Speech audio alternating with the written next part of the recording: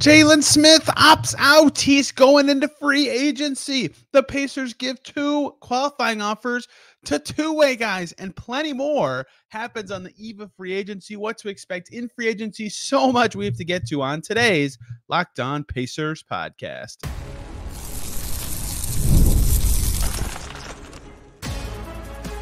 You are Locked On Pacers, your daily Indiana Pacers podcast. Part of the Locked On Podcast Network, your team every day. What up, y'all? Happy Sunday. It's June 30th. It's many people's favorite day of the NBA calendar, and welcome into another edition of the Locked On Pacers podcast, where we, of course, talk about the Indiana Pacers. As always, my name's Tony East. I cover the team for Forbes and SI, and today, as you can see, I'm on the road. Hopefully this sounds okay in a temporary setup, and we have a ton, and I mean a ton, to get to. 29th was the deadline for really a lot of stuff. Qualifying offers, all the options for everybody, everything getting set in motion. Some signings leaked out yesterday. Patrick Williams just happened with the Bulls. And now it's free agency day, and there's a ton to get to. Jalen Smith decision official, opted out of his player option with the Pacers, as what I thought was slightly more likely, but it was close. Qualifying offers submitted to Oscar Tshiebwe and Quentin Jackson. What does that mean? And what else matters for the rest of free agency? The financial outlook, tools they can use, Obi Toppin, everything is coming today on the Locked On Pacers podcast, because there's a lot to cover as it's spending time. Jalen Smith, the big news, he opts out of his contract. I thought it was close. Said it about 50-50 on the radio. To me, what he should or could be thinking, but I think I would have, if you maybe guessed right then, I would have said opt out. And here's why, if you've missed all these explanations. Let's say, his player option for this season that was covered, so the 24-25 season, was $5.4 million, right? Let's say he's not worth that much, but he could get $4 million somewhere else where he would play more, because Isaiah Jackson has, at least in the playoffs, passed him, and there could be battling for minutes next year. If he can make less somewhere else but play, that gives him a chance to maximize his earnings beyond next season, which is what really matters for him. And so even if he would take less to make more, that makes sense. Or he could, even if he could get 2 years at the same money he was going to get, he should in theory opt out to maximize his earnings. So to me, there were probably more ways he could make more money over the next 3, 5, whatever years by opting out than opting in. But if he knew he'd be the backup center and figured $5.4 million was the best he could get to do that, he would have opted in. He chose out. That was the official choice from Jalen Smith. So $5.4 million off the Pacers books for now. So for those of you who loved Jalen Smith last year, he was very good. You were not wrong to do so. Was one of the best three-point shooters in the league through 3 months of the season. Beast on the glass, got better timing. His rebounds, very good player, right? He played very well. He played a lot like Myles Turner, which was helpful for stylistic purposes. Him opting out is a big deal, right? They promised him a starting job 2 years ago.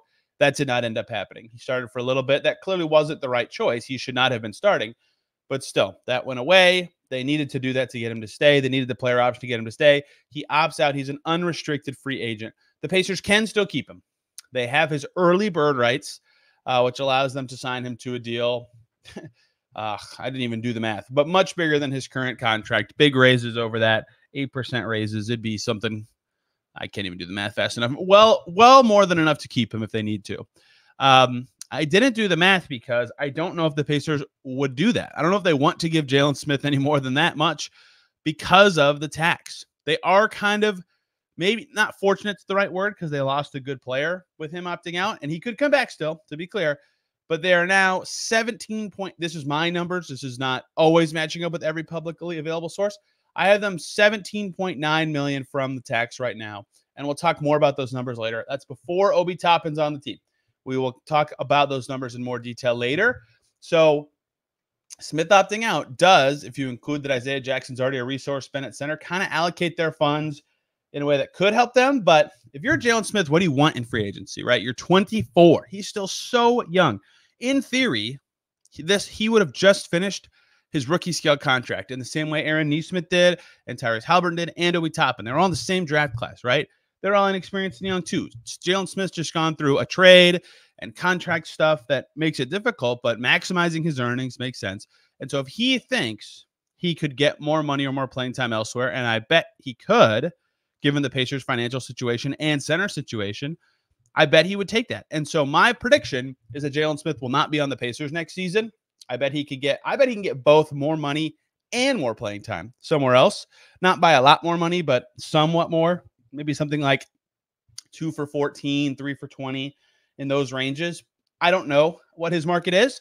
That's just been my guess for a couple weeks. So if that's the case, opting out makes sense for him. And if you're the Pacers, you have Isaiah Jackson in the fold. You learned last year that Obi Toppin at the 5 can work in a pinch. You have Jarris Walker. You can experiment with him at the 5.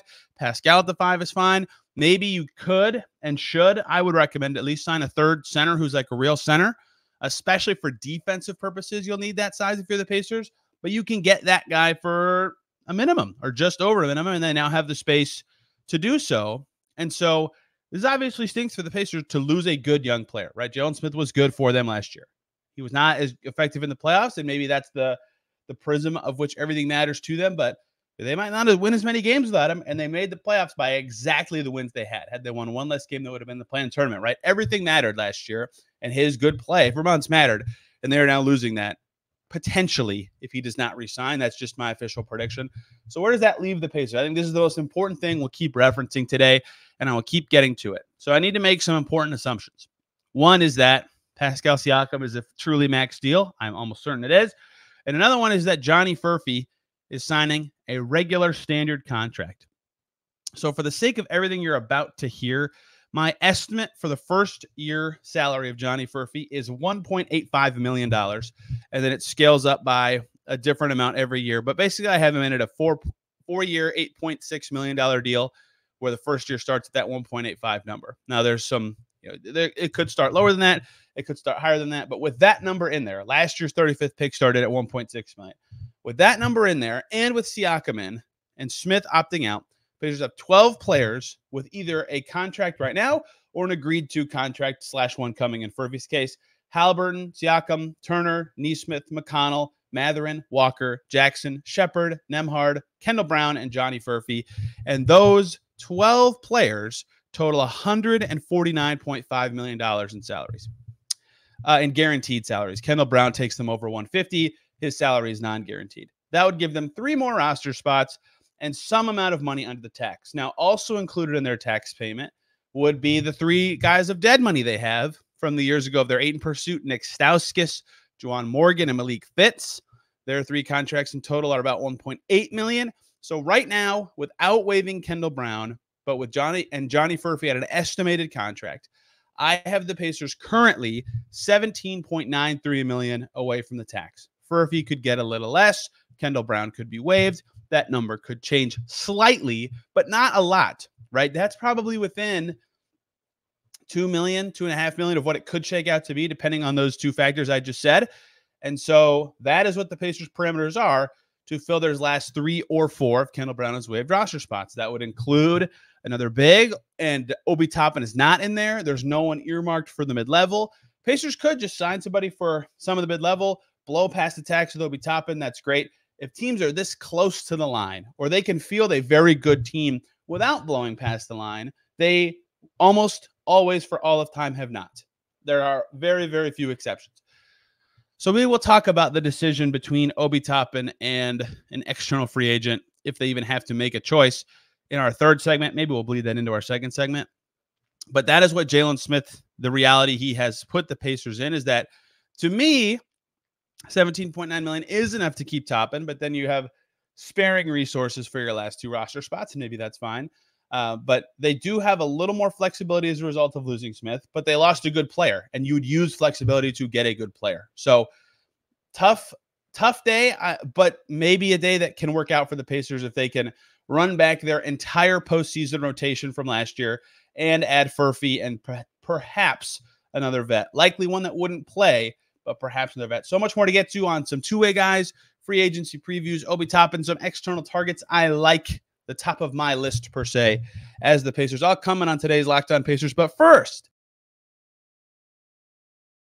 we have to talk about FanDuel. It's the off season. I love sports. I love them so much. I don't want them to stop. I watch sports all the time.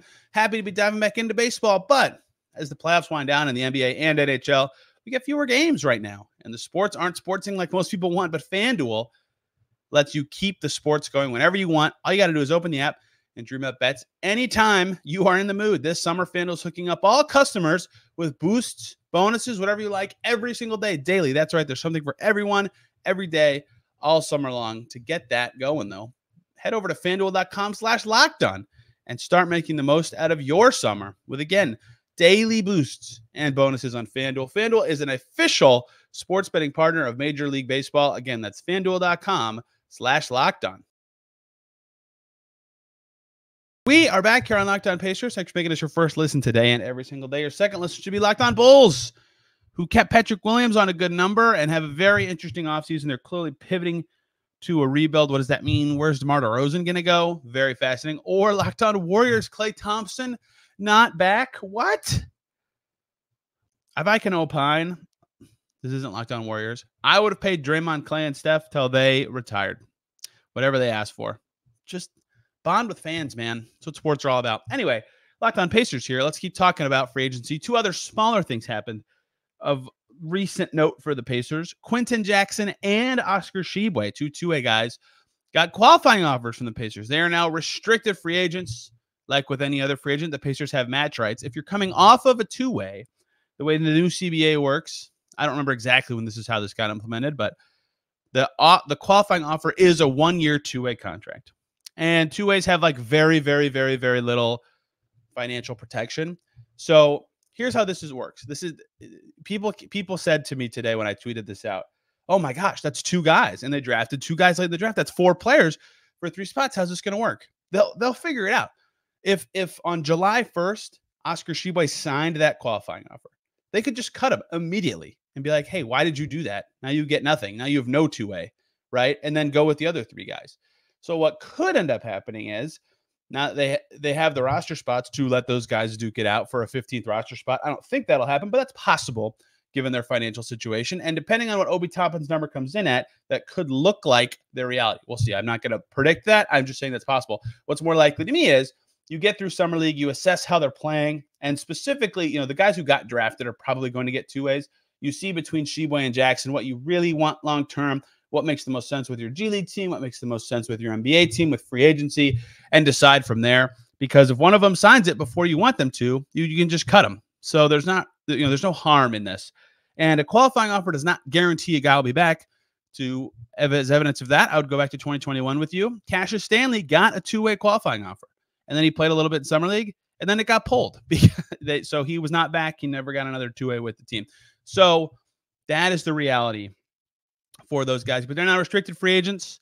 It would take, I don't know if it would take much for the Pacers to not match a deal. It's just the reality. So perhaps the both are back. Perhaps just one of them is back, but I did not get a note that Isaiah Wong got a qualifying offer. Perhaps he did, but I don't think he did. We talked yesterday about free agency winners and losers. I picked him as a big loser. More evidence of that. So I would almost be a certainty that to me that he is not back with the Pacers, whereas Jackson and Tshiebwe, and if you've been listening to me talk about two-ways on this podcast all offseason, I predicted they were the 2 most likely to stick. They seem like still the 2 most likely to stick. And then those 2 plus Tristan Newton plus Enrique Freeman in the mix for the 3 Pacers two-way spots. And we'll see how they would handle any chance for one of them to get more than that or less, depending on how the next couple weeks goes. Maybe another team just comes in and says, hey, we want to give one of them a minimum deal, and they would just let them go. At that point, that's just a team being nice. That's possible, but that is the reality of the Pacers. And that was, to my knowledge, the last procedural thing they did. Free agency is here. It is June 30th, 6 p.m. Eastern. Hopefully you're listening to this before then. The Pacers and every team can sign anybody, not just their own guys anymore. Before this episode is technically out, James Johnson, Doug McDermott, Obi Toppin, technically Jalen Smith, ironically, could all just re-sign with the Pacers at any time. But at 6 o'clock, they can sign anywhere or negotiate anywhere, because that hasn't been happening before this time. Obviously, that would be tampering. So that is now what's going on in the league.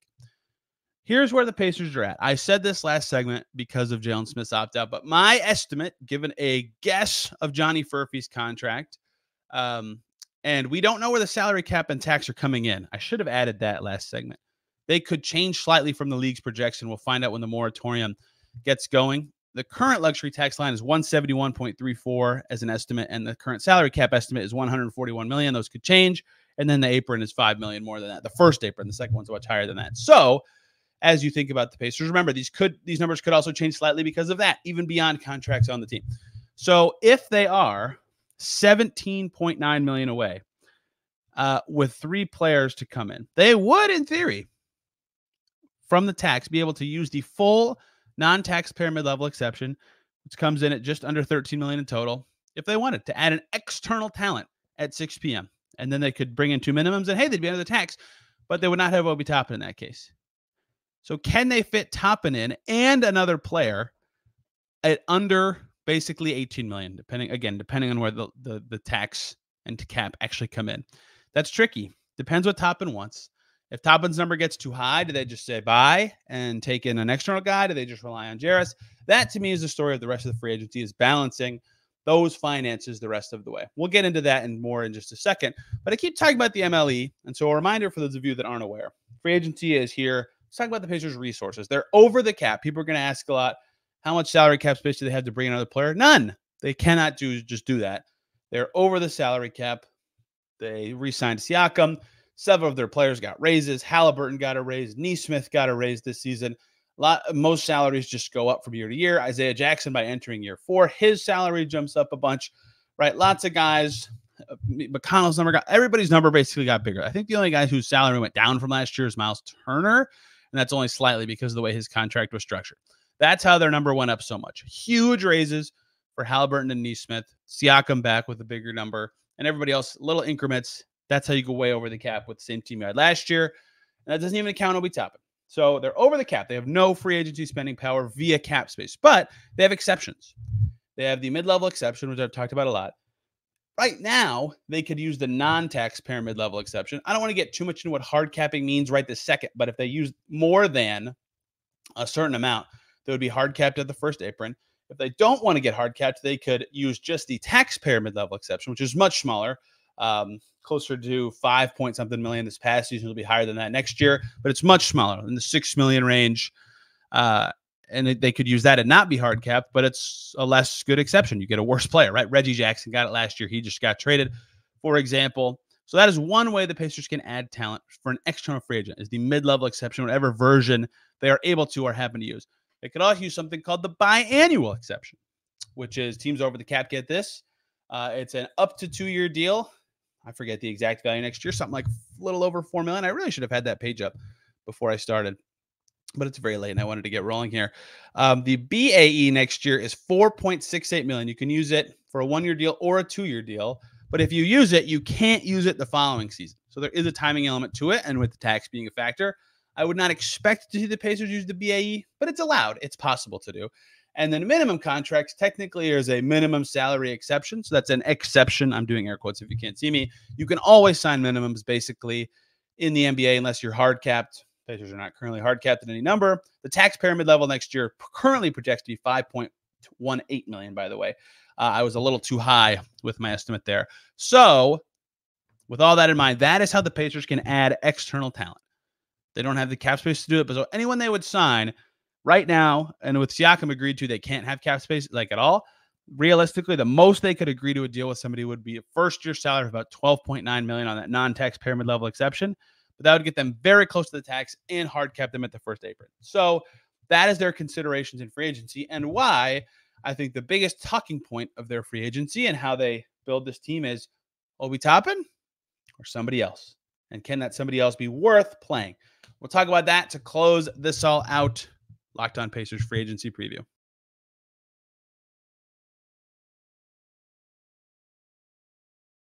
Back here once again on Locked On Pacers. Thanks for making us your first listen today and every single day. Your second one should be Locked On Clippers.